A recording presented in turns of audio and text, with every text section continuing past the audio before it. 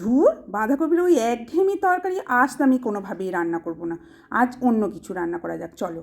তো তার জন্যই বাঁধাকপিটা কড়াইয়ে দিয়ে সামান্য একটু লবণ আর জল দিয়ে সেদ্ধ হতে দিলাম। এদিকে কিছু সবজি মানে পেঁয়াজ, রসুন আর ধনেপাতা, লঙ্কা আর খানিকটা টমেটো কেটে নিয়েছি। টমেটোর বেচনগুলো ছাড়িয়ে নিয়েছি।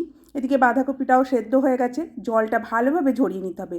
এবার কড়াইয়ে খানিকটা সর্ষের তেল দিয়ে প্রথমে শুকনো লঙ্কাগুলোকে ভালো করে কড়া করে ভেজে নিতে হবে। এবার ওই তেলেই রসুনগুলো দিয়ে হালকা করে ভেজে নেব। ঢাকা দিয়ে দিলে রসুনটাও নরম হয়ে যাবে।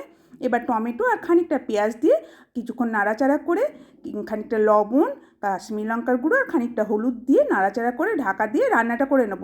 এই দেখো টমেটোটাও নরম হয়ে গেছে। এবার একটা প্লেটের মধ্যে নিয়ে নিলাম। এদিকে বাঁধাকপির জলটাও ঝরে গেছে।